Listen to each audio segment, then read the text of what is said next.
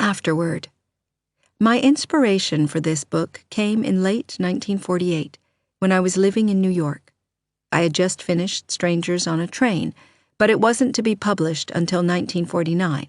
Christmas was approaching, I was vaguely depressed and also short of money, and to earn some I took a job as salesgirl in a big department store in Manhattan during the period known as the Christmas Rush, which lasts about a month.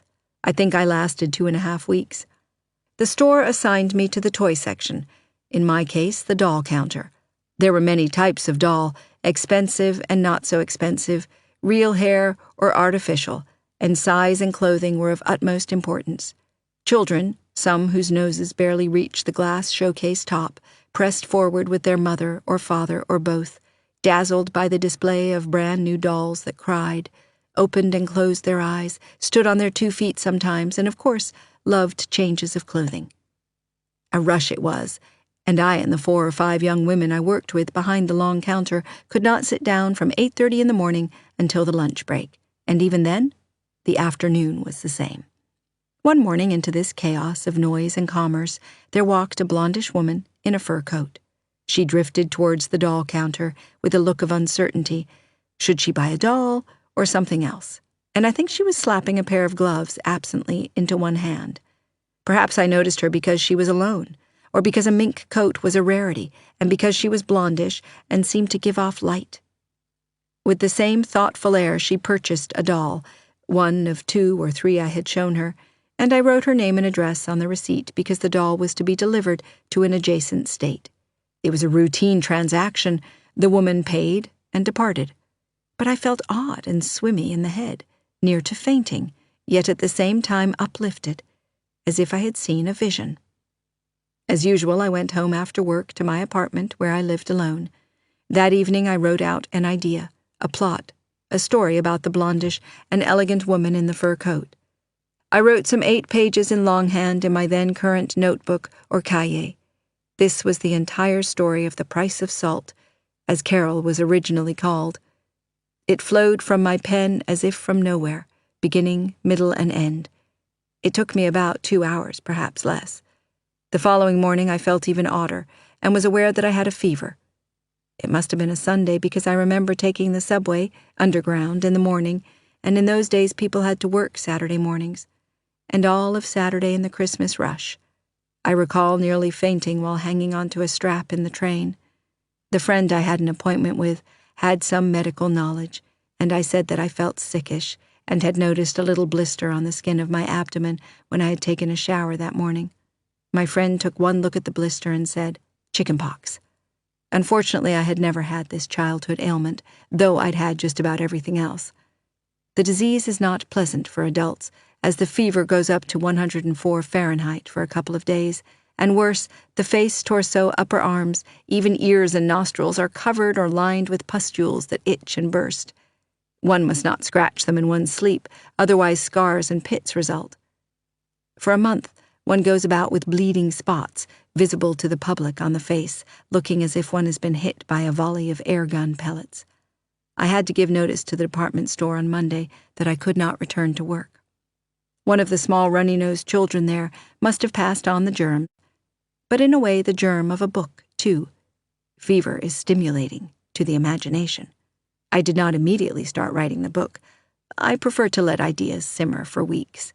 And, too, when Strangers on a Train was published, and shortly afterwards sold to Alfred Hitchcock, who wished to make a film of it, my publishers and also my agent were saying, "Write another book of the same type so you'll strengthen your reputation as..."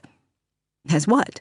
Strangers on a Train had been published as a Harper novel of suspense by Harper and Brothers, as the house was then called, so overnight I had become a suspense writer, though Strangers in my mind was not categorized, and was simply a novel with an interesting story. If I were to write a novel about a lesbian relationship, would I then be labeled a lesbian book writer? That was a possibility, even though I might never be inspired to write another such book in my life. So I decided to offer the book under another name. By 1951, I had written it. I could not push it into the background for 10 months and write something else, simply because for commercial reasons it might have been wise to write another suspense book. Harper & Brothers rejected the price of salt, so I was obliged to find another American publisher, to my regret, as I much dislike changing publishers. The Price of Salt had some serious and respectable reviews when it appeared in hardcover in 1952. But the real success came a year later with the paperback edition, which sold nearly 1 million copies and was certainly read by more. The fan letters came in addressed to Claire Morgan, care of the Paperback House. I remember receiving envelopes of 10 and 15 letters a couple of times a week and for months on end. A lot of them I answered, but I could not answer them all without a form letter, which I never arranged. My young protagonist, Therese, may appear a shrinking violet in my book, but those were the days when gay bars were a dark door somewhere in Manhattan, where people wanting to go to a certain bar got off the subway a station before or after the convenient one, lest they be suspected of being homosexual.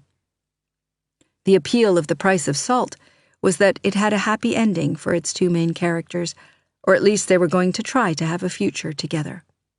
Prior to this book, homosexuals, male and female, in American novels had to pay for their deviation by cutting their wrists, drowning themselves in a swimming pool, or by switching to heterosexuality, so it was stated, or by collapsing, alone and miserable and shunned, into a depression equal to hell.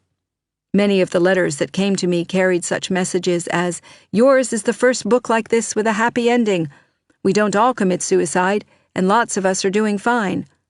Others said, "Thank you for writing such a story. It is a little like my own story." And, "I am 18 and I live in a small town. I feel lonely because I can't talk to anyone." Sometimes I wrote a letter suggesting that the writer go to a larger town where there would be a chance to meet more people. As I remember, there were as many letters from men as from women, which I considered a good omen for my book. This turned out to be true. The letters trickled in for years, and even now a letter comes once or twice a year from a reader.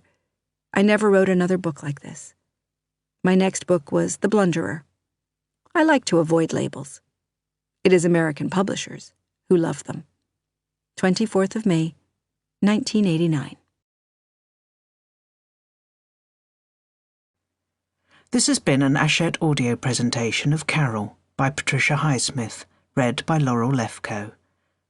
Produced and directed by Isis Audiobooks. Text copyright 1984 by Claire Morgan, 1993 by Diogenes Verlag AG Zurich. Production copyright Isis Publishing 2014. The lyrics quoted in Chapter 10 are from the song Easy Living by Leo Robin and Ralph Ranger, copyright 1937 by Famous Music Corporation, and are used with their permission. The author and the publishers would also like to thank Faber and Faber Limited for permission to quote from the love song of J. Alfred Prufrock by T.S. Eliot, from Collected Poems 1909 to 1962. Audible hopes you've enjoyed this program.